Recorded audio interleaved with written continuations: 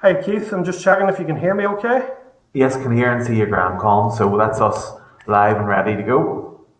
Okay, thank you and good afternoon members. We do have a quorum and I call the meeting now to order. And I'd like to welcome all the members who are participating by video conferencing today in this virtual meeting.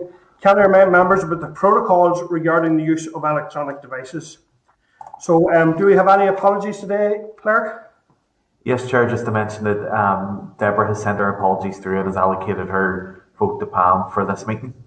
Okay, thank you. And members aware of any apologies? No, we're not. So hopefully we will continue on then with the meeting, and we're going to our first briefing, which is in relation to dental services. We're joined today by Chief Dental Officer. Members, you recall we requested briefings from the Chief Dental Officer on dental services and from the board on access to GP and dental services. The first briefing, therefore, is from the Chief Dental Officer and other officials on access to dental services. Included for members' information at tab 2.1 is a copy of the BDA's manifesto, recently launched. Also included in your table pack at tab 2.2 is a copy of the speaking note provided by the department.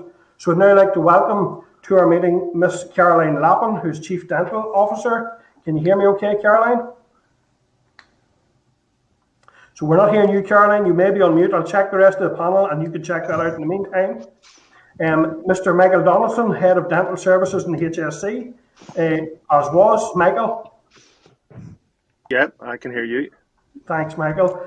And Mr. Michael O'Neill, who's Head of General Dental and Ophthalmic Services in the department. Can you hear us okay, Michael? Yes, Chair, thank you. Okay, members, so can I just emphasise that we do have a very tight time frame for today's meeting, given all the other business that's going on in the Assembly, and question time at 2 o'clock, which is health questions. Members, please make questions concise, and if we can keep responses concise, and if the panel can identify someone to make a principal response, and only if there's additional or other information, maybe do we go to a second respondent in relation to that. So if I can go back to yourself, Caroline, is it you who's doing the briefing or some of your team, if you could advise me on that? Chair, it's me doing the briefing this morning. Thank you. Go ahead, Caroline. Okay. Thank you very much. Okay. So Chair, Vice Chair and members of the Health Committee, thank you for the invitation to provide you with a briefing in relation to dentistry in Northern Ireland. I took up the post of Chief Dental Officer for the department in November, just over 4 months ago. Prior to this, most of my career has been spent working with vulnerable patients through community dental and prison dental services. So the COVID-19 pandemic has had a disproportionate impact on the delivery of dental services across the world. In March 2020, dental services worldwide closed down due to the infection risk associated with aerosol-generating procedures. However, in Northern Ireland, dental surgery ceased aerosol-generating procedures in this period, but remained open for urgent advice and non-AGP care. We have been on a path of re-establishment since June 2020. Dentistry has had to change significantly and react to changing evidence in infection prevention and control. Although activity has increased, dental services are still limited by a number of factors, including enhanced cleaning, reduced waiting room capacity, pre-appointment screening of patients, and of course the inevitable staff sickness, absence and patient cancellations. Dental professionals have needed to prioritise access to services due to this reduction in capacity.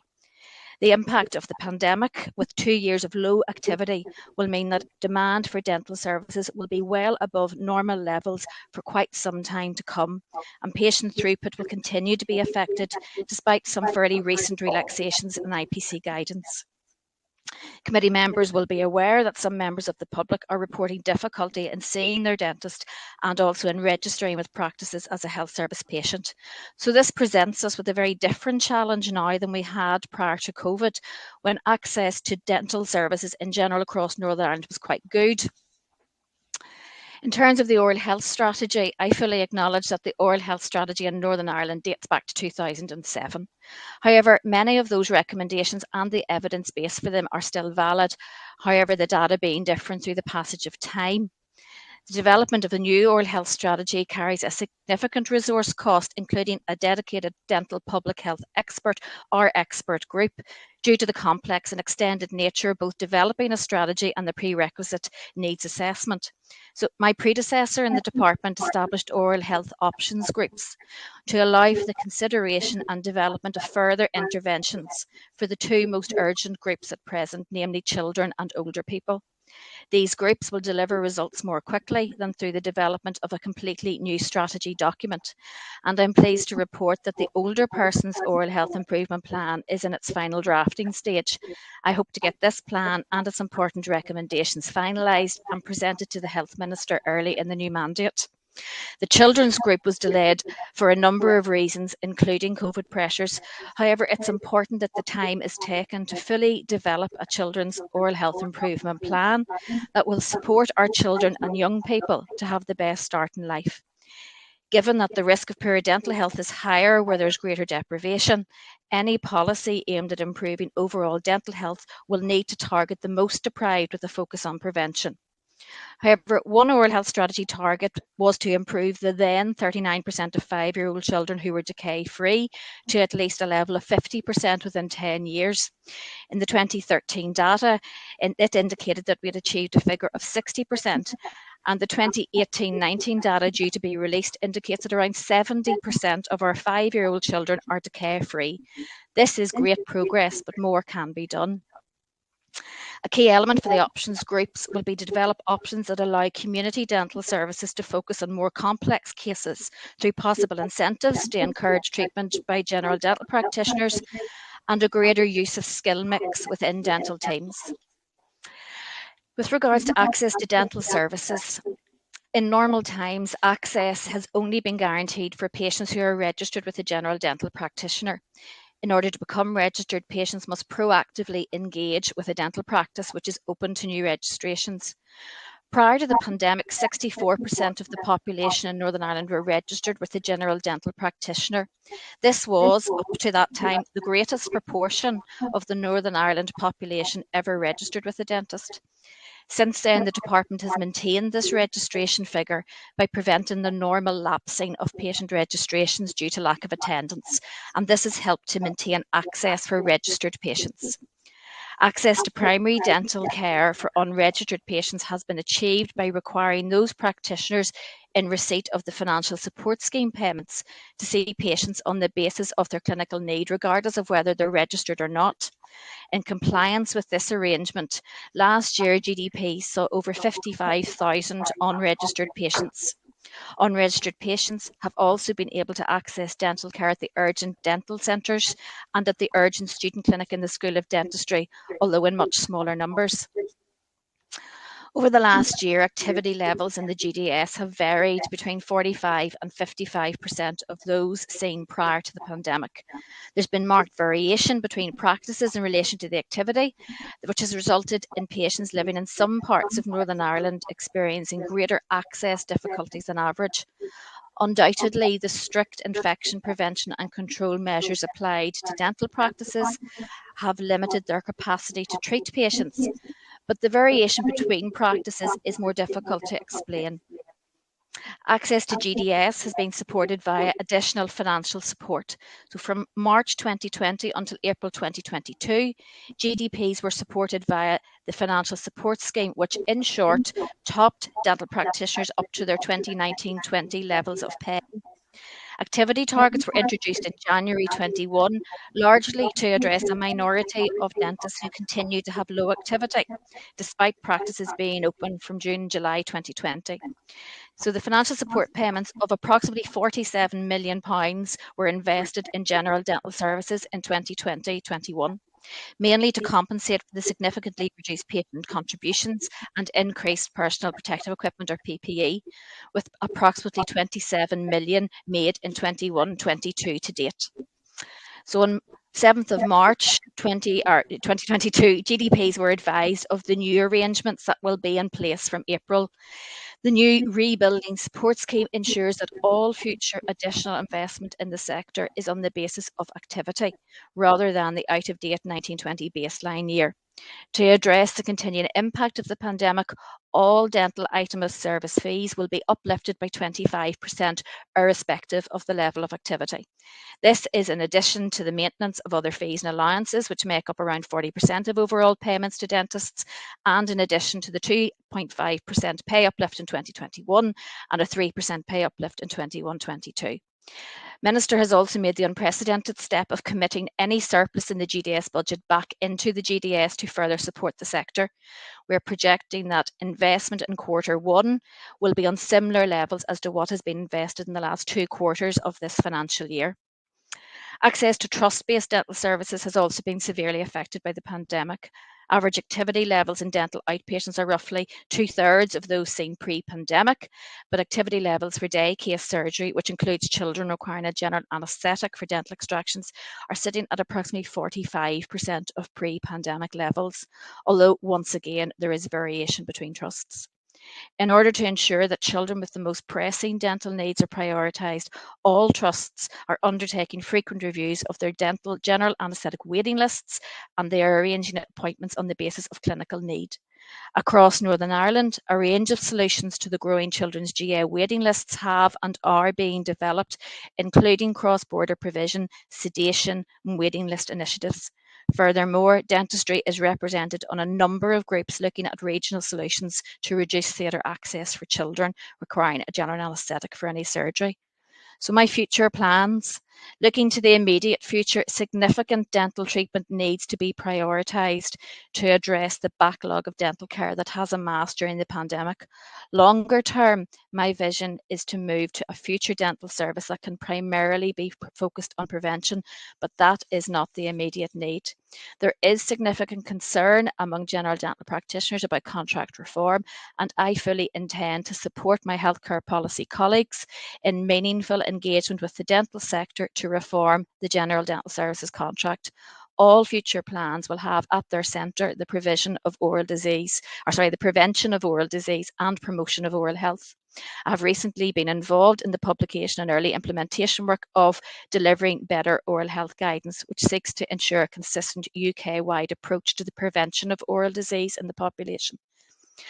One of my key objectives is to ensure that oral health is reflected in all areas of healthcare development. The changing demographic of the population in Northern Ireland presents challenges with inevitably ever-increasing needs upon health and social care.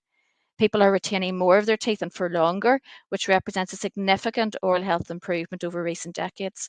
Whilst many in older age can maintain and enjoy good oral health, there is a need for higher service provision for our frail elderly population. I'm keen to ensure that greater skill mix of the wider dental team can be achieved. We need to ensure that the dental workforce is reflective of the need to care for our population. Our low number of dental therapists and hygienists in Northern Ireland is an area I would seek to develop. I'm aware that the workforce is a linchpin of a quality health service and it remains a key priority. But the challenge both now and for the future will be to address oral health inequalities. Health inequalities are linked to poorer health outcomes, and oral health is no exception. Deprivation is a strong indicator of poor oral health, and reducing deprivation goes beyond healthcare.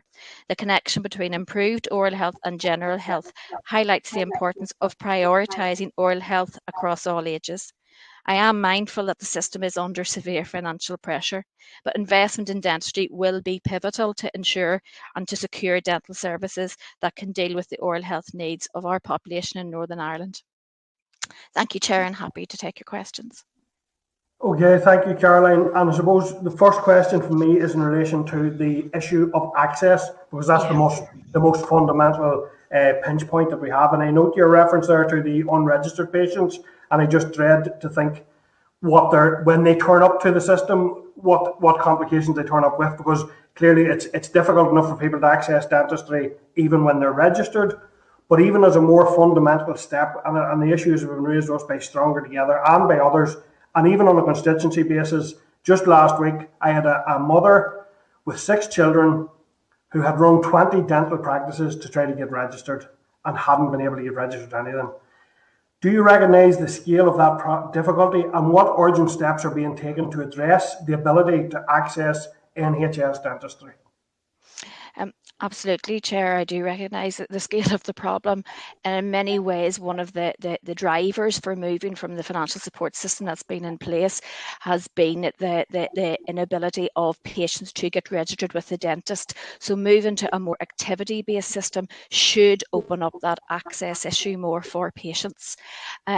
Unfortunately, given that we're still working with a constraint system and our activity cannot be what pre-pandemic levels were, whether it's in GDS, hospital services or community, patients will still have to be seen on the basis of their urgent need first and foremost. And once practices are able to manage that, then it'll be on to the more routine stuff. I'll maybe pass on to my colleague Michael Donaldson in the board, who can maybe provide some more information around unregistered pilots that's going to be running. Thanks, Michael. Yep. Yes, thank you, Caroline. Thank you, Chair. So beginning next month, we're starting a pilot into provision of care for unregistered patients, where it is a small-scale pilot due only to last for 6 weeks. We'll be looking at one practice per LCG area, approximately 1,000 patients to be seen in that 6-week time, and we'll evaluate it. And if it is successful, we would intend to roll that out across Northern Ireland. Just to maybe add a little bit to what Caroline has said, at the moment, yes, we have pretty much the highest levels of registration we've ever had in Northern Ireland. So the unregistered proportion is the smallest it's ever been. Nevertheless, that doesn't mean that there are unregistered people out there who don't need dental care. There certainly are those who need dental care. Provision for those individuals is being obtained from practices because it's a condition of the financial support scheme to see patients on the basis of need, regardless of whether they're registered or not, and also through the urgent student clinics and also through the urgent dental care centres. So whilst not ideal, care is available for those particularly with an urgent need, regardless of whether they're registered or unregistered. Okay, thank you. I suppose moving on, given the time pressures, just moving on, and it actually leads on from something you said there, Michael, around the financial support scheme and the rebuilding support scheme now that has replaced that. And I'm sure you're also acutely aware of the anger that there is out there among dentistry. All of us as representatives are being reflected in that. There appears to be a disconnect between the reality for dentists on the ground and the support package that's in place. I have seldom seen so much of a clamour at a particular time. I am aware, or I believe, that there has been a reduction in the scheme from what was originally being considered to 25%. One dentist quotes an example of where AGP PPE is allocated out at a cost of a reduction of a decreased fee of £1, when the reality is the dentists are paying much more for that. Now, I know you did mention your intention to engage with the sector in relation to that, Caroline. How is that engagement going to take place? When is it going to take place? And how will it impact into the scheme that you have already announced? Chair, because this relates to really the policy decision, I'm going to let Michael O'Neill come into you on that one, if that's okay with you. Yep, thanks, Caroline. Michael, go ahead, please. Thanks, Chair. Yeah, we've worked really well with the BDA over the last couple of years in the financial support scheme, but there's no doubt that that they take very different views in terms of ourselves, in terms of what the rebuilding support scheme will look like. What we've done is we've looked at the ongoing pressures and inefficiencies that the sector are still experiencing. Dentistry has been significantly impacted the last 2 years, and it continues to be impacted. So, what we've looked at is enhancing the fees by 25% across the board, with a view to increasing activity. We have a separate PPE fee, so per PPE pack we provide, dentists claim for a separate PPE pack, and in terms of assessing a price for that, we benchmark that with the prices that are available in the marketplace. So, we have been providing compensation for PPE at £12 per pack, and just over the last few months, the prices at the retailers have gone down to, I think it's something like £10.23. So that's a small increase down to £11 per pack. I was using that as an example. The more substantive overall shape of the package that has been put in place. What's your plans in order to engage with dentists on that issue? Well, we have our rebuilding stakeholder group that's been in place. Minister set it up in July, so that meets on a monthly basis. I think a significant part of the concern is this is a significant change in the way we're providing support.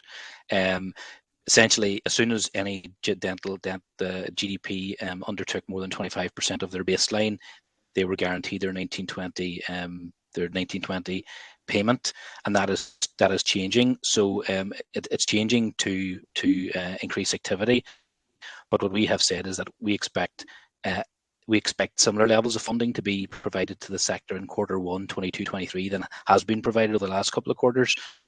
So we're back to re-engaging with that rebuilding stakeholder group as to if there is a surplus in the budget, what's the best way to do that.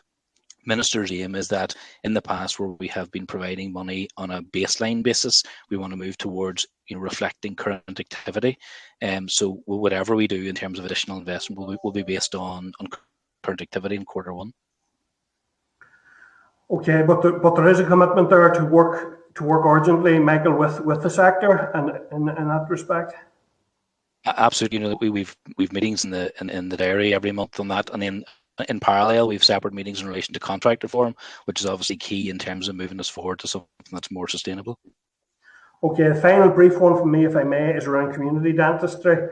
And I have, again, as a result of people coming to me, I have become aware of the very severe impact that COVID has had on treating those urgent cases, to the extent that even within the Southern Trust alone, it's my understanding that around the Christmas period, there were 300 children in that area alone who were being managed on antibiotics and different strategies to manage pain as a result of not getting what would have essentially been quite short procedures to relieve the pain, but they weren't. There was no anaesthetist available in many of the cases.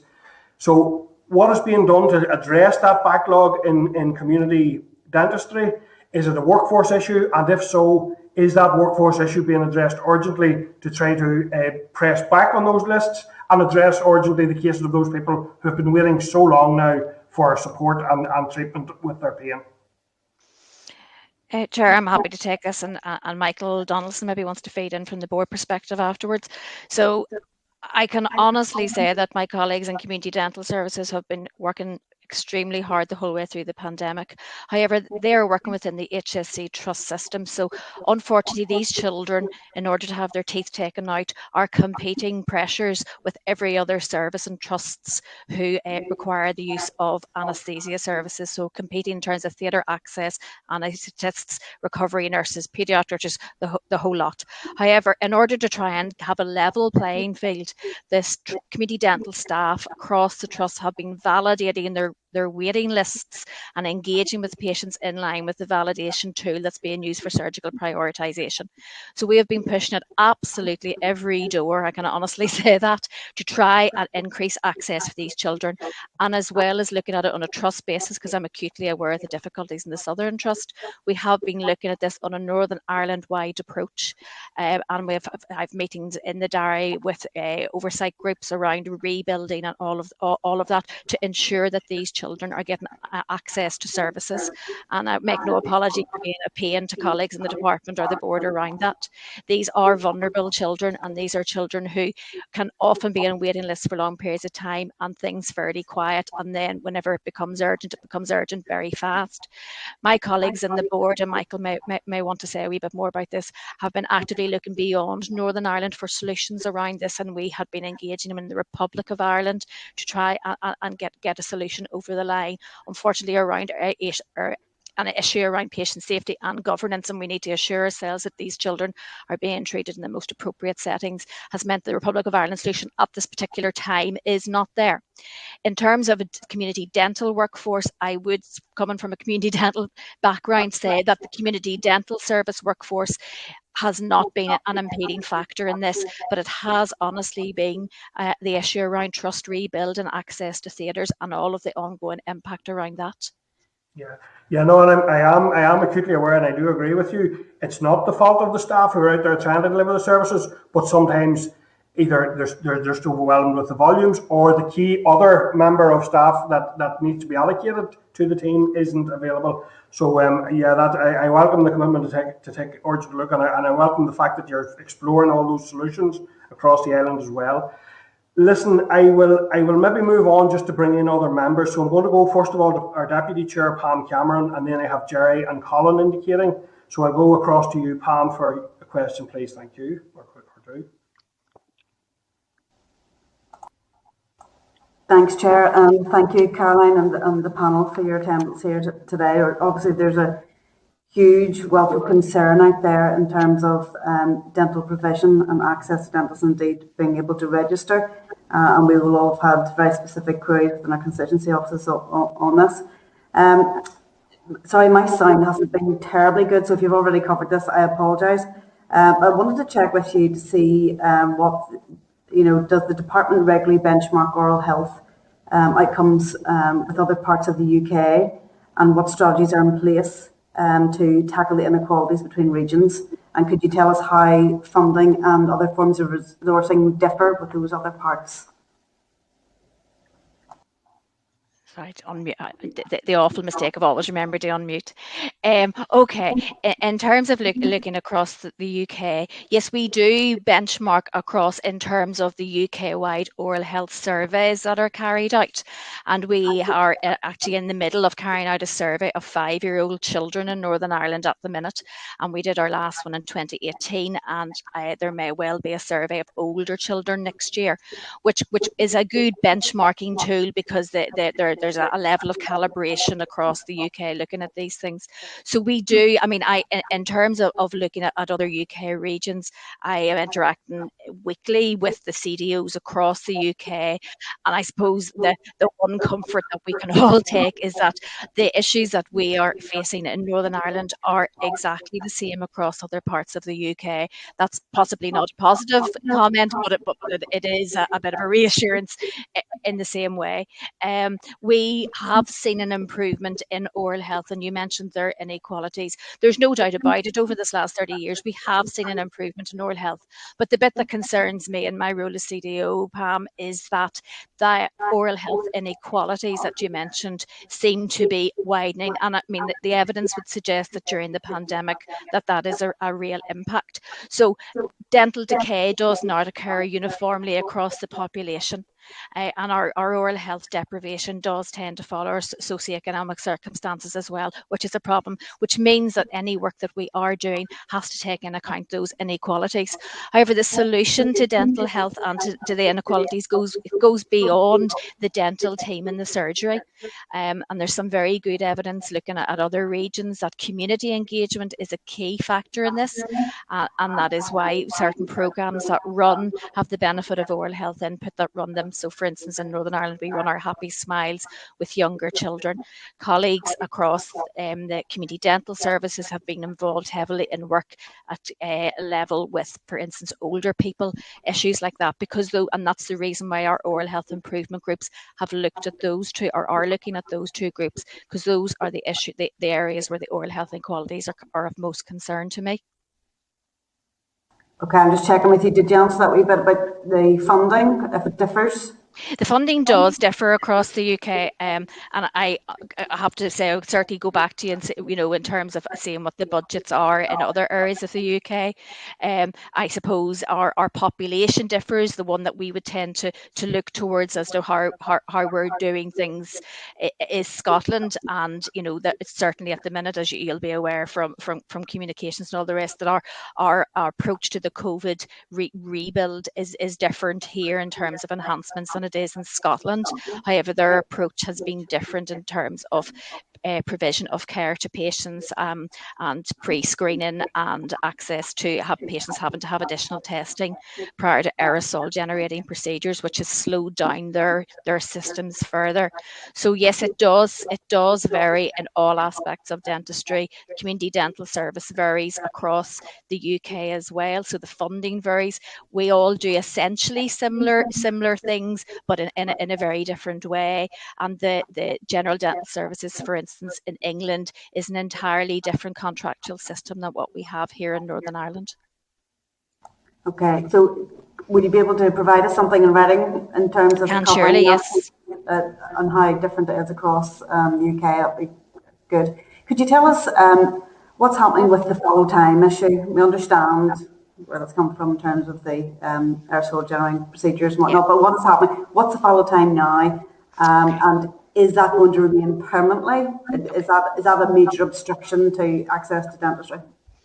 Okay, well, at the start of the pandemic and for the first initial months, the fallow time was a flat 1 hour, regardless of where you were working and what you were doing, which was a huge impact in dentistry. However, as we found out more about the virus and as we knew more what was going on, fallow time now depends on two issues. It depends on the air changes that surgeries have, which are measured in terms of the ventilation, and it will also now depend on the pathway on which you're treating a patient. So the infection prevention and control advice is a UK-wide approach, and the infection prevention control advice changed towards the end of 2021, which I implemented in Northern Ireland here at the very beginning of January 2022, slightly later to see what was happening in terms of the Omicron variant. And on this guidance, patients are pre-screened to be either on a respiratory or a non-respiratory pathway. If you're a patient on a non-respiratory pathway, the guidance allows you to treat those patients without any fallow time. In terms of the IPC guidance, that to date has been driven at a UK-wide level, of which Northern Ireland will feed into.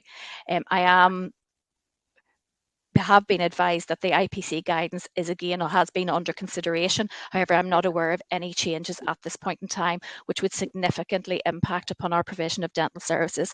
I suppose, Pam, the one thing that I would add to that, although we have had that operational guidance amended and changed from the start of the year, my colleagues in dentistry have been working in communities with very high community transmission of the virus. Okay, so the guidance has allowed them, if they fail on the basis of their local risk assessments, that continuing to use enhanced PP and fallow times for all patients having an aerosol generating procedure was appropriate.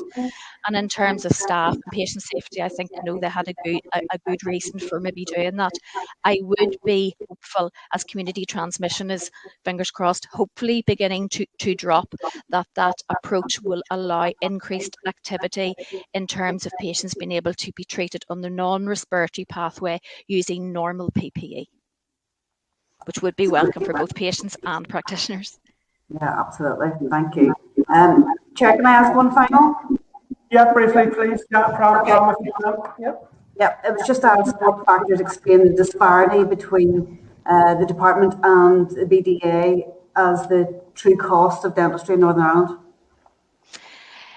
I'll maybe let Michael O'Neill answer that, but before, because as our head of general dental policy, I suppose the one thing that I would probably just say before I do that is that it's actually very difficult to measure this, because independent contractors are by and large working in a very mixed system of health service and private, and getting the information is very, very difficult. To be able to decipher it out is difficult. Thanks, Caroline. But Pam, do you mean specifically in relation to the impacts of COVID, the pandemic, or generally? I think it's in general. Yeah, well, certainly the figures that we would see in relation to dental pay, the last, even pre-COVID, our budget is the highest it's ever been. The last 3 years, Minister has implemented three pay uplifts, 3% this year, 2.5% last year, and 2% the year before that. And our statement of dental remuneration, which is basically our dental price list, has gone up 16% in the last 10 years. But obviously, and at the minute, there's significant pressures on dental practices in relation to prices going up, fuel costs, etc., etc. And I think there is a concern that the rebuilding support scheme is designed to address all those issues, when in fact it's only there really to address the COVID impacts. We have other processes in place to deal with other rising prices. So the Doctor and Dental Review Body every year takes a look at dental and doctor pay, and as part of that then, last year's report recommended a 3% uplift, and then we apply an inflationary measure in relation to expenses. So that continues, and all the inflation, there's a bit of a lag in terms of inflationary measures, so we'll start seeing the very high inflationary pressures coming through in next year's report. So that'll be a kind of a decision for a future minister to take in relation to the 2022-23 pay uplift. Okay, thank you. Listen, I will need to move on there. Thank you for that. Jerry, go ahead, please. Thanks, Chair. Thanks, Caroline and Michael, and just as a clear of a family member who's a dentist. I think we're if we're not in it already, we're approaching a crisis situation. I don't use that term lightly. I'm very concerned that NHS dentistry is potentially going to the wall. The new financial support scheme isn't anywhere near what's needed for dentists, and I think will lead to the decimation of NHS dentistry. And given the fact that there's not the adequate support, I'd ask, could you just confirm that patients will pay more and on how much on average? Not on mute. Happy Jerry, to pick that one up, Caroline. yes, go ahead, Michael, go ahead. It's certainly in relation to the enhancement. So the enhancement will start in April, but it doesn't apply to patients. So the cost that patients pay is always in line with the DDRB recommendation. But in terms of the pressures on the sector, the investment that's going to be there in Q1 22-23 will be in similar levels to 21-22, and that investment has sustained the sector. Now, obviously, we have new challenges to face, and we have to keep that under review. And in many ways, we don't know what's going to happen to activity over the next 6 months. So we have a commitment there to practices in the VDA that, on a weekly basis, we'll be monitoring the activity just to make sure that the 25% enhancement is pitched at the right level, and engage with them to ensure that whatever budget surpluses are there, we again reinvest in the sector on the basis of current activity. Because, Minister's tasked us with looking at how can we increase access, and the previous system worked well for a while, but it's not fit for purpose now the further we move away from that 1920 baseline. So it really is now trying to reward all dentists for the NHS work that they're undertaking.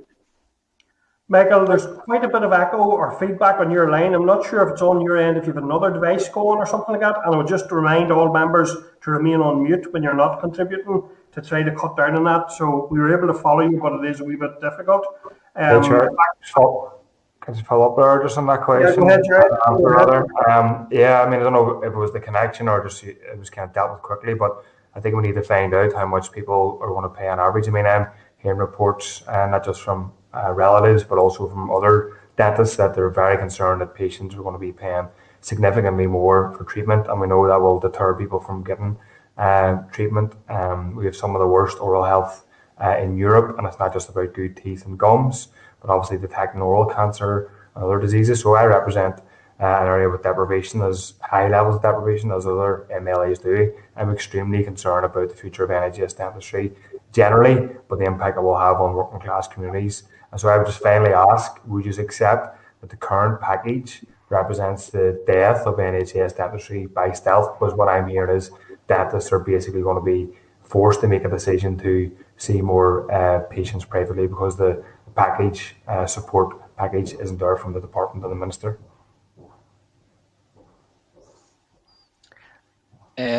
Happy to pick that one up. The investment that has supported the sector in the last 2 years, even though we don't have a draft budget yet for next year, Minister has decided to commit that payment again for Q1, and then we'll be in a better position when we're into Q1 and we have a budget to see what further support can be provided in the rest of the year.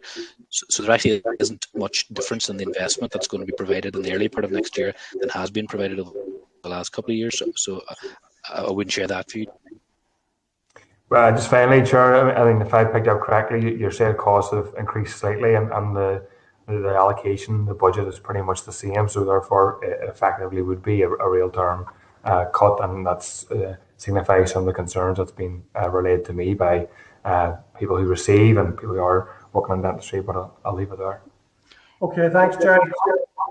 Colin, go ahead, please. Thank you very much, Chair, and thank you for the presentation. I think collectively we need to accept that we have a problem within dentistry. I have not met a single dentist that has told me that their financial situation is rosy. In fact, I think 40% is the figure of dentists that are actually worse off now than they were in 2008, which is 14 years ago. And they increasingly point to the fact that it is not financially viable for them to deliver NHS dentistry.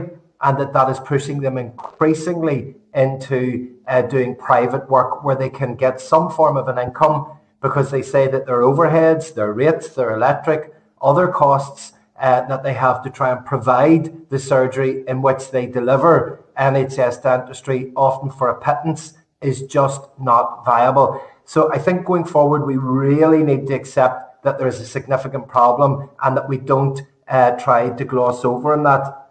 And also the impact that will have, because people will not be able to access that NHS dentistry service. And as Jerry has already alluded to, that will hit working class areas the most.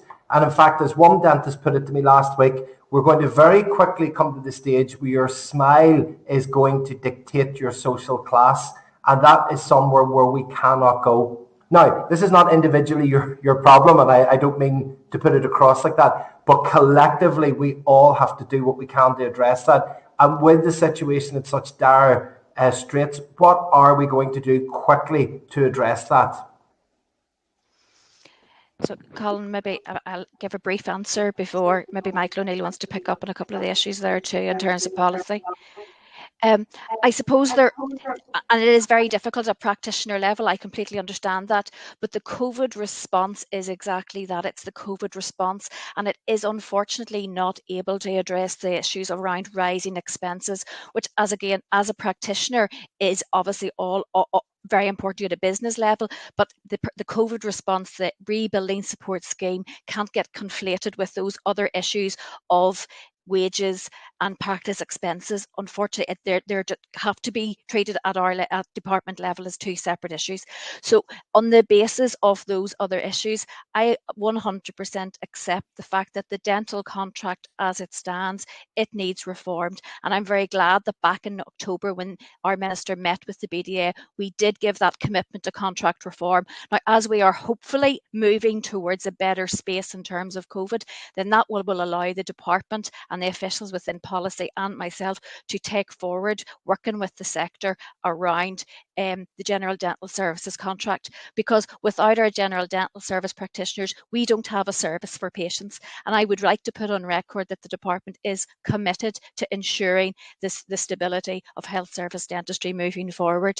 It may have to look different. There may have to be difficult conversations. It will certainly need all stakeholders at the table, including our patients, but there is a commitment and a willingness to do that.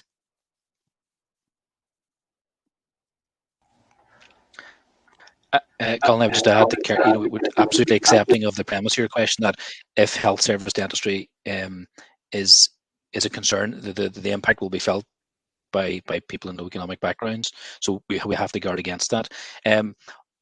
Ultimately, what the RSS, what the new rebuilding scheme is about, is activity. The financial support scheme that we had in place, we had a very different approach. So we have some practices who are about a quarter of practices that are undertaken between 30 and 40% activity, and we have a quarter of practices undertaken between 60 and 70% activity. So there's a very different response across the board. So, and in fact, we have some dentists doing, back at their baseline. Now that might be because they used to work 1 day a week and now they're working 2 days a week. But essentially, those dentists are getting no enhancement. So they're getting no additional support. So we want to make sure that every unit of dental activity that we're paying for is enhanced. And at the minute, that's not the case. So we'll know a lot more after about 4 to 6 weeks of the new scheme in terms of what's working and what's not. And we've committed, we've people here that are looking at the data on a weekly basis. And as soon as we start seeing trends around that, we'll be engaging with the BDA and taking action. Look, Chair, I'll just end with a comment that I really welcome what you both said there, and the fact that there's that commitment to engage and that they recognise that the fundamental problem is there. I do have to say, as Health Committee members, we do interact with the majority of sectors, and there are many across the health service, but dentistry is a way up at the top of that table in saying that there are problems which are existential for them, and if they aren't addressed, that there will be serious societal impacts as a result of it. So I welcome that you are going to address that, and look forward to hopefully working with you to try and deliver that. But thank you, Chair. Thank you very much.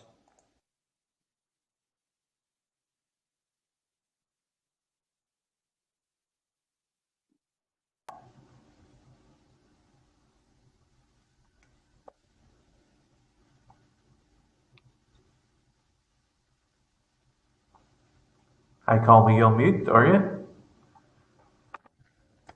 Yeah, I'm not sure what happened there, but anyway, so finally going then to Paula Bradshaw. Paula, go ahead, please. Thank you, Chair. I wasn't sure whether you saw my hand. I put it up a bit late.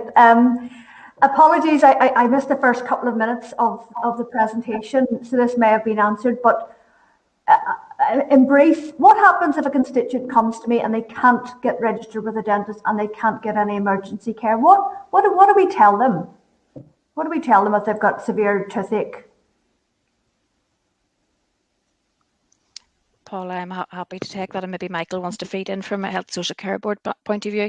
To the best of my knowledge, and I hope I don't get shot down for saying this, if a patient has an urgent dental need, they will get seen. If they have difficulties getting seen at practice level, in a small number of cases, the board have had to intervene and arrange for that patient to be seen within the urgent dental care centres. Michael, would that be a fair enough comment? Yeah, that's essentially right. I mean, if the practitioner themselves isn't able to see the patient, and we did mention earlier that as a condition of the financial support scheme, practitioners are supposed to prioritise patients on the basis of need, not the registration status. But if the practitioner is unable to see the patient, then they should be able to triage the patient on the phone, and they can be referred, if they're urgent, to the urgent dental care centres. So the urgent dental care centres have capacity to see around 50 patients per week, and at the moment there is some spare capacity. So it's not as if we're overwhelmed with patients, unregistered patients with an urgent need, and we don't have anywhere else to put them. They may need to phone a few practices in order to get a practitioner who's prepared to triage them. And in extremis, some of those patients do end up phoning 10 practices or whatever, and ultimately they're told by the last practice to phone the board, and the board can make arrangements that way. But there are arrangements to deal with patients who are unregistered, who have an urgent need. And we mentioned earlier, Paula, I don't know if you heard it, the urgent student clinic as well is an option for practices to refer specifically unregistered patients to. Okay, no, I obviously had missed that, so thank you. But I think if a couple of constituents had gone and sort of exhausted all those routes and couldn't get anywhere, but I'll make a note of that for future.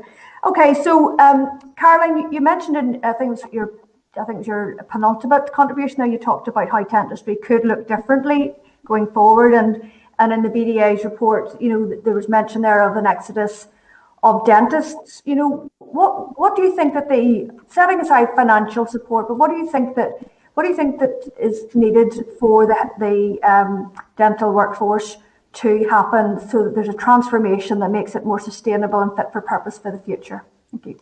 Okay, thanks, Paula.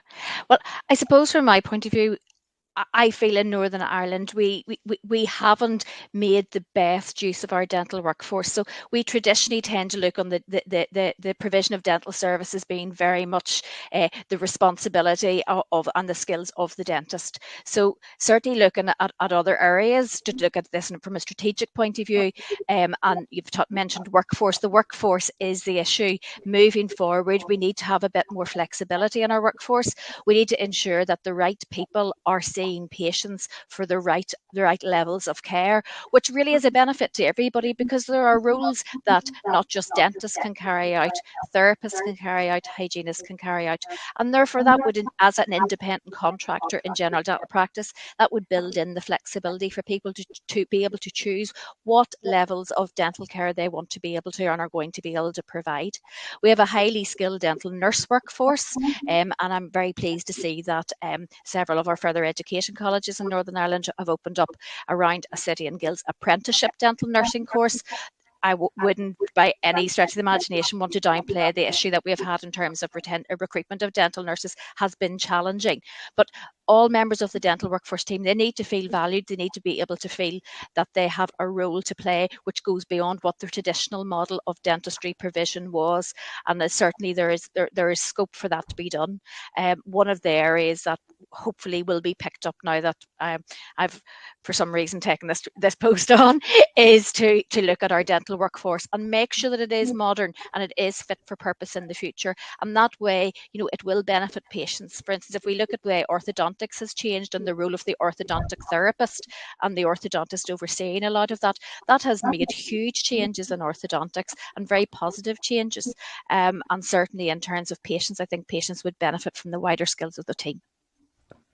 Caroline, I'll have to rush you there too. Listen, I think it would be useful if there's any more detail in relation to that key workforce issue, if that could be forwarded to the committee, because actually that's something that we really need to drill into, and we're conscious we don't literally have the time we would like today to deal with that. So listen, I want to thank you all for attending.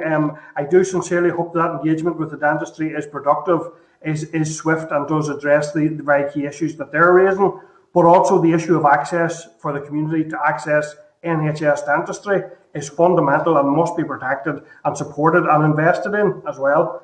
Okay, thank you for that, folks. I'll see you all again, but thank you for attending the meeting today. So thank you, members. We're going to move on now swiftly to the GP services part of the meeting. And the next briefing is on access to GP services. Included, members, in your table pack at tab 3.1 is a copy of the speaking note provided by the department. I'd now like to welcome Ms. Louise McMahon, who is Director of Integrated Care in the HSE Board, Dr. Margaret O'Brien, Head of General Medical Services, HSE Board, Mr. Gearóid Cassidy, Director of Primary Care, DOH, Michael Donaldson, Head of Dental Services, staying on with us, and Mr. Michael O'Neill, Head of General Dental and Ophthalmic Services. So, members, we are severely limited for time today. It's a key issue that the committee has tried to allocate additional time to because of the amount of concerns we're picking up in the community and among the professionals in the sector. So please keep questions concise and responses, please, from panel also concise and by one panel member if possible at all. So I'd like to welcome you all and go back, Louise, to yourself. Is it you who's going to make some very brief, if you can, opening remarks and get maybe as quickly as we can to members' questions? You're on. Yeah, go ahead, Louise. Very brief, just to thank you for the invitation and to emphasise how seriously we take the challenges, and I hope that we'll be able to explain the many measures that we're putting in place to try and improve things immediately and in the medium and longer term as well. And I'll hand over to Margaret, who's going to present. Okay, thank you. Margaret, go ahead, Dr. Brand, please. Thank you. Thank you, Chair. Okay, so thank you very much for the opportunity to brief the Health Committee today on the access to GP services. The issue of access to GP services has had significant profile throughout the COVID-19 pandemic. It must be recognised, however, that primary care services have been under sustained pressure for a number of years prior to the pandemic. Figures in 2019 indicated patient contacts were almost 15 million per year, up from an estimated 12.7 million in 2014. GP-led services cannot continue to meet the rising demand and expectations without urgent action to address the pressures facing the service. To do this will require a focus on both the GP workforce and on developing new ways of working that are already being implemented but which have accelerated during the pandemic. I recognise that there's been a perception that GP practices have been closed to patients over the pandemic. I know that this has been extremely demoralising for GPs and their practice teams.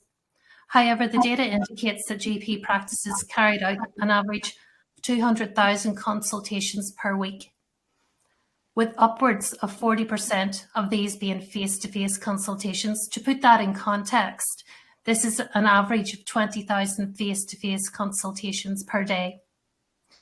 GP practices have and continue to work tirelessly to ensure that they have remained open to provide treatment, care and support to their registered practice population through telephone consultations, face-to-face consultations and alternate consultation types, for example, online video consultations. General practice continues to appropriately manage, treat and support the large number of people, including the clinically extremely vulnerable, who seek their clinical expertise, support and advice across Northern Ireland. Being at the front line of the COVID-19 pandemic, whilst ensuring stringent and ever-changing infection prevention and control guidance is followed to provide a safe environment for these vulnerable patients. The board has joined with the Northern Ireland Practitioners Committee, the NIGPC, and the Royal College of General Practitioners to highlight the message that general practices are open. This included writing to MLAs and local councils, providing reassurance that GPs were open and providing patient care, including embracing new ways of working to ensure patient safety and enhance patient access. This was Margaret, I'm sorry, I'm going to have to interrupt you just and listen. We would be really keen to get all that information. Maybe if you could send that in writing. I'm just very conscious now we have an SR to deal with today as well, and we've health questions at 2 o'clock. If I could ask you to really curtail that into a very, very short headline briefing in terms of what is happening at present to address the issues principally, please.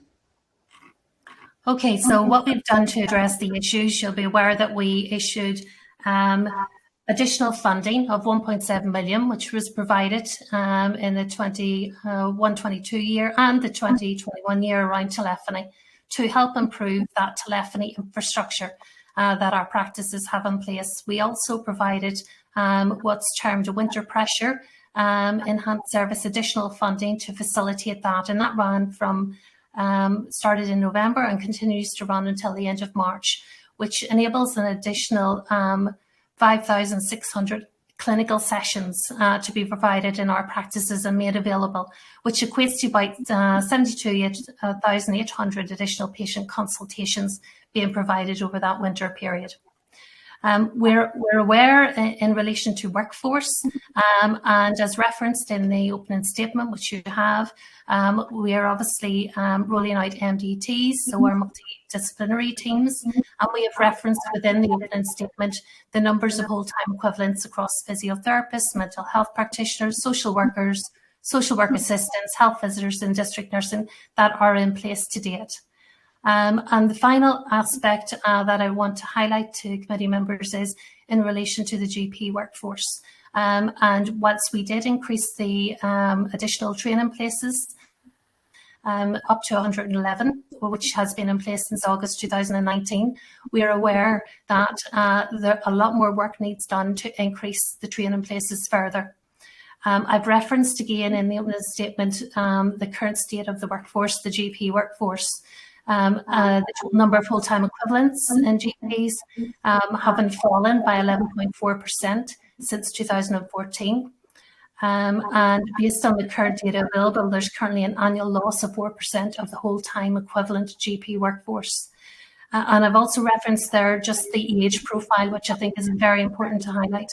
So we had 21% of our GP workforce on average are in the 55-year plus age group, and therefore may be likely to retire within 5 years. And in 2 of our GP federation areas, we've almost 1/3 of our GPs in that age 55 and over GP workforce cohort, which causes grave concern in relation to potential destabilisation of the workforce in these areas due to retirements. And certainly we're receiving feedback that given the nature of COVID and the extreme stress that our GPs have been under, it is more likely that we may have those retirements in the next 5 years than it would have been prior to COVID. So I'll maybe pause there, Chair, and I'll open it up for questions with my colleagues as well. Okay, thank you, Margaret. A couple of quick ones from me, if I can be as brief as possible. Similar to the dentist issue, we are seeing on the ground serious issues around people getting registered with GPs. I know the Stronger Together and a number of other organisations have contacted you back some time ago in relation to particular difficulties that people who come from abroad may have with registering. As of a number of weeks ago, they still hadn't had a response to the letter. I know there was Stronger Together, Committee on the Administration of Justice, Border People, Centre for Cross-Border Studies and the Migration Justice Project at Law Centre had written to you in June 21. Have you been able to have a look at that correspondence and have you been able to respond to them? Is that to me, Chair? Yeah. That was sent to yourself. I'll tell you what I'll do, just in the interest of time, I'll forward that on to you, and I know I will be speaking to you again shortly. I'll raise that with you. So I'll go more general with it around the issue of registering, and we're seeing that all across the board where people are struggling to register with GPs. What improvements can or are being made to the system to ensure people can access the primary care system at the point of first need? Okay, so I'll maybe start off, and if need be, my colleagues can join in. The GP practices are required to register individuals when they approach them, and the lists across the service are open, but I will unfortunately be putting in place a temporary freeze on some of the lists in the southwest. That does not apply to new entrants. Okay, so that does not apply to new people moving into the area. So what we find, Chair, is that unfortunately there are requirements for practices in relation to appropriate paperwork being filled in. Now, our practices and the reception team work their hardest and utmost to ensure that the patients have the appropriate documentation filled in. But even at that, sometimes the individuals aren't in a position and can't provide that paperwork. We do work very closely with our business services organisation to try and assist those individuals. So alongside the reception staff, our business services organisation unit will, if we point the individual in that direction, they will work with them to see what they can help them in regards to the paperwork. But the practices tend to be not the barrier, Chair. It's just that sometimes, through no lack of effort on anybody's behalf, but the individual just hasn't completed, nor are they do they have to hand the appropriate paperwork to enable them to be registered. And what will become of those people who need that registration in that southwest area during the temporary freeze? How are they going to be managed or provided care? So the temporary freeze is only for those individuals who are already registered. As I referenced there, anybody new to the area will absolutely have access to all the practices. Okay, I might pick that one up again. The other one then from me briefly is around the MDTs, and you will be aware of significant issues arising within the Trillick and Dromore areas, and the potential knock-on impact that could have across the constituencies of Fermanagh and South Tyrone, West Tyrone, and even beyond. Now I know I had raised with your at last week's session around when the roadmap for the multidisciplinary teams is going to be published. He had said that would be within a number of weeks. Can you give me any update in relation to when that's published? And also, will there be a commitment, and can you give a commitment that the areas most under pressure will be prioritised for the rollout of MDTs to try to support the delivery of primary care in those particular areas? Sorry, Chair. I'm happy to come in on that again. I'm happy to hear from me again. Sorry, Gerald Cassidy, Director of Primary Care. Yeah, as I said last week, Chair, I mean, there has been a lot of work done on the roadmap. We are looking to get a version that we can share for proper engagement with all the kind of relevant stakeholders, including yourselves, including the federations, within the next couple of weeks. In terms of where the MDT will be targeted towards, we do have an outline of the running order for those new areas. That's been informed by local area by relative deprivation. So it's our way of making sure that there is a targeted thing towards need. It's less around specific pressure on individual practices, more on the need in a given geographical area. But like I said, I'm happy to. I mean, I'm hopeful within the next kind of 2 to 3 weeks we'll have a version that we can share more widely, and then we can have, like I said, the next steps in that will be really close engagement with those areas to develop plans for how we will move forward and how fast we can move forward. And as you'll understand, a big factor in that will be the available budget.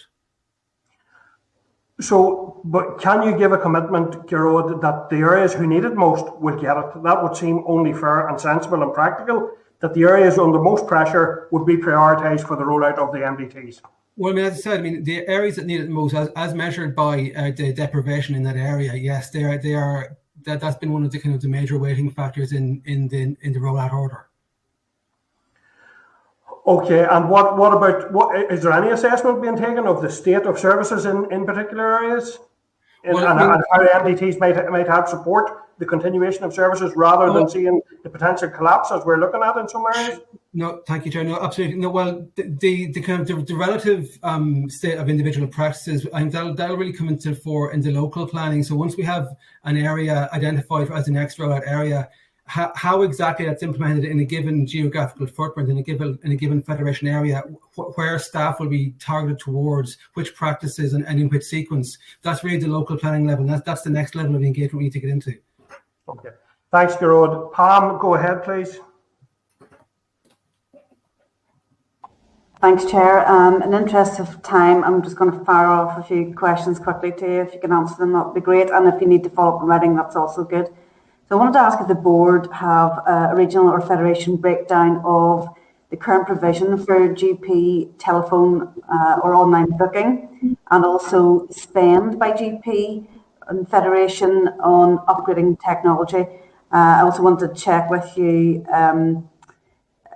as to what the main buyers for more GPs providing services online or telephone are. And then my final one would be on whether any recently installed telephone or IT systems will be compatible with the Encompass reforms that are coming next year. Thank you. Thank you, Pam. So can someone from the panel identify who wants to pick up on each of those? Yeah, Chair, I can start. Sorry, Pam, do you go back to the first one? Do we have a breakdown? Was that right? Yes, sorry, it was whether the board has a regional federation breakdown of the current provision of GP telephone online booking, and also then the spend by GP or federation on upgrading technology. Okay, so in relation to the telephony, I think it's important to highlight, first of all, patient-facing services has been rolled out and enabled across the whole of the region. So each practice can get access and use that. It is not part of, we cannot mandate it in part of their normal day-to-day work, but we have 88% of our practices that are signed up to work with our patient-facing services, which facilitates the online prescription, repeat prescription, and also online appointment booking. Throughout the pandemic, the online appointment booking was very limited because we needed to ensure that there was the telephone first consultation to maintain that infection prevention control and patient safety aspect. But there now is a limited online booking, and that will be for more of the chronic conditions, for the patients booking in with the practice nurses and that to continue with that chronic condition management. As I say, we've 88% of our practices delivering the patient-facing services. And yes, surely, we can give you a breakdown. It's pretty equal across the whole of Northern Ireland within the relevant geographies. But we could give you those figures broken down by federation, absolutely no problem. Okay, thank you. What's your second part of yours, Pam, that you were? Yeah, it was, well, part of it was whether any recently installed systems will be compatible with Encompass. Okay, so the telephone systems in our practices are bought by the practices. What we did in the past years was facilitated a telephony grant to help improve those, so that practices who may have been struggling to purchase a new system, that grant enabled the purchase of that, and also enabled them optimizing the use of it, because some of our practices have great telephone systems installed, but they really haven't got to grips with all of the aspects of what it can do for them and in turn for their patients, such as monitoring, the number of calls that come in, on a Monday morning, and would it be more appropriate for them to have more reception staff on and things like that, just to help them to manage their own systems. So some of our practices actually work through the trust telephony systems, especially those who are based in trust health centres. And I think there is an ability for the telephony infrastructure as a whole to be potentially joined up. But the telephony system in itself wouldn't really be the technology working with Encompass. That would more be the GP clinical systems themselves working with Encompass around appropriate information sharing. And that has been looked at to enable that appropriate interoperability, as it's termed, between our GP clinical systems and Encompass. Okay, and finally, Chair, just to say that obviously it'd be really important that any new technologies going in terms of systems do actually marry up with Encompass, given that this is going to be the way forward and hopefully will mean meaningful transformation of health services. Absolutely, Pam, and just to reassure you, there's work being done, quite detailed work to ensure that all the systems will talk to each other. Absolutely. Okay, listen, thank you folks, and thank you all for coming along. I think it is regrettable that we haven't had more time to deal with this serious issue, and the lack of time is certainly no reflection on our focus on the issue. We have tried to, I suppose, fit this session in among everything else that's going on, given the huge concerns that are being raised. The department have also asked us to consider an SR, which has had to be catered for as well. So it's something that I think we all will continue to engage with you all. I want to wish you all the best in what is clearly very, very worrying times, particularly in some of our rural communities, particularly the stresses and strains that are on GPs, and that age profile that you mentioned, Margaret, is significant and needs urgently. And I think we really, really need to see an urgent focus on workforce issues across the board, as we keep returning to. If we don't have staff, we don't have services. And the staff are being overly pushed and pressured to deliver ever more increasing difficulty and challenging circumstances given COVID and everything else, and not only COVID. But anyway, thank you for your engagement today, and we will look forward to continuing working with you on this significant issue. Thank you all. Thank you very much. Bye. Okay. So members, moving on to item 4, it's SR, the Coronavirus Act 2020, extension of powers to act for the protection of public health, Order NI 2022. This is an SR relating to the extension of powers to act for the protection of public health. Departmental officials are here to brief the committee on the provisions of the regulations, and I refer members to the SR papers at tab 4.1 to 4.4. I'd now like to welcome Mr. Niall Donnelly, Health Protection Legislation Branch within the Department of Health, and Mr. David Hughes, who is Health Protection Branch in the Department of Finance. So I'll go back to yourself, Niall, for your briefing, if you can keep it as succinct but relevant and informative as possible, and then go to members' questions. Thank you. Thanks, Chair. David's going to provide the briefing today, and then we'll be happy to take any questions. Okay. Thank you, David. Go ahead, please. Thank you. Thank you. Thank you for the invitation today. I'm conscious of time. This order, the Coronavirus Act, extension of powers to act for the protection of public health order, is intended to extend the expiry date of Section 48 of the Coronavirus Act 2020 and the provisions of Schedule 18. The expiry date is currently set at the 24th of March, and the extension allowed is for 6 months at a time. So this is an extension to the 24th of September.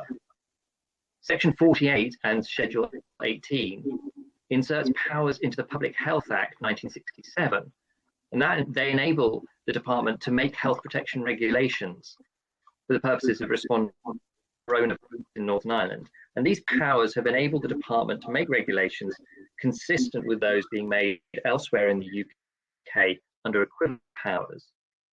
These temporary provisions, as the committee knows, are being used extensively in making and amending restrictions and international travel restriction regulations, and around 70 sets of restrictions and face covering regs have been made, and 64 sets of international travel regs. So during the course of the pandemic, the infection rate has changed rapidly over time, and the regulation making powers introduced by these provisions have enabled the department to act quickly to introduce legislation and support efforts to prevent or control the spread. As the situation continues to evolve, the department needs to be able to continue to respond effectively and flexibly to the need to protect public health. The provisions of the Coronavirus Act will expire after 2 years following commencement unless they're extended. And when the Act itself ceases to have effect, or the secondary legislation made to date under those temporary provisions also cease to have effect. For that reason, and as the virus remains in circulation, it's difficult to project trajectory or emergence of possible variants of concern, and therefore the department would intend to retain the powers in Schedule 18 to make regulations should they be required after the 24th of March. So on the basis that the expiry date is extended, the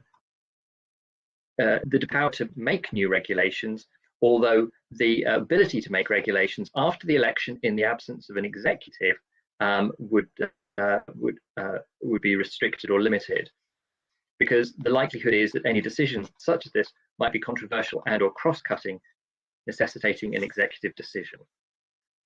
Finally, just by way of update, colleagues who work on the international travel restrictions regulations have informed us this morning the full relaxation of border health measures across the UK will come into operation from 4 AM on the 18th of March, following the revocation of the international travel regulations. We've been informed that the devolved administrations are working with the UK government on contingency measures that can be ramped up in the event of another variant of concern.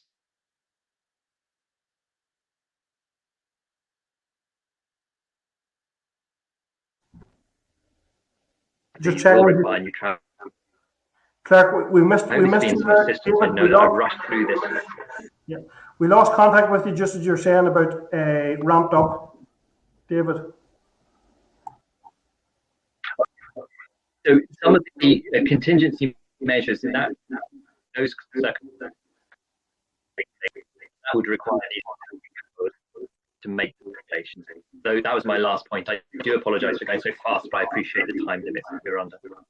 Okay, thank you. Okay, so I had an indication there from Paula Bradshaw. The hand has gone down, so I just want to check if Paula does have a question, or maybe her question has been answered. Paula? Sorry, is my picture all flicking?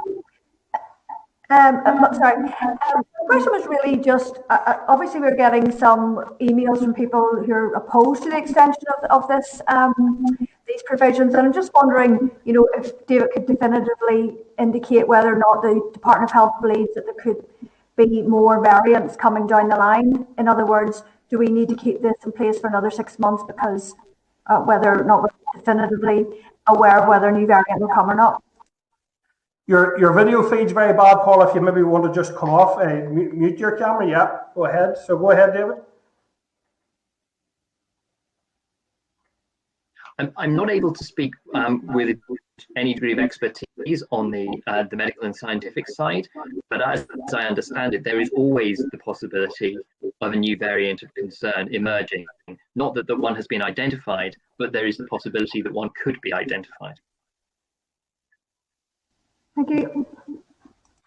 Yeah, and I think, is it correct to say, and I think you have touched upon it there, is it correct to say, David, that should something arise and should there not be an executive in place, that could create significant challenges for bringing forward measures quickly to deal with any future variants that may arise? Is that the key concern? Certainly, the way in which regulations have been made to date has been that they've been made in agreement in the executive because of the nature of them being significant, controversial, and or cross-cutting, very often all three. And that threshold would still exist.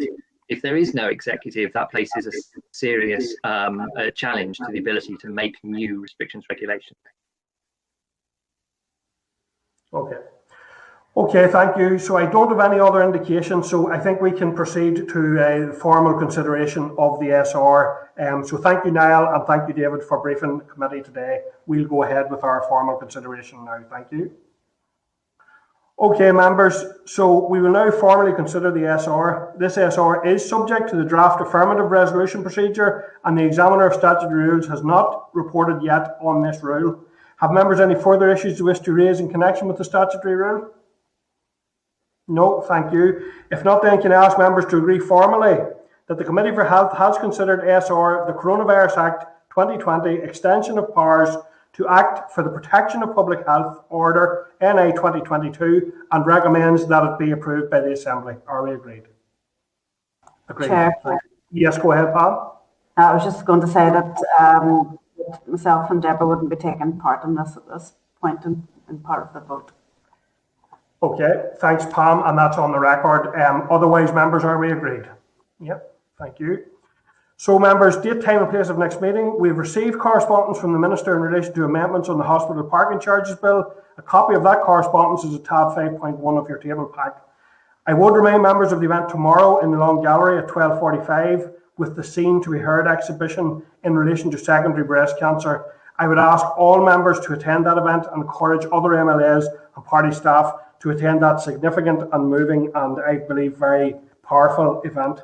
Our next meeting will be on, we'll come back to you, members, with details of the next meeting, as we're still in the process of trying to schedule that additional meeting that members had asked for. So thank you, members, and please take care. Gorma Agaf, Slav.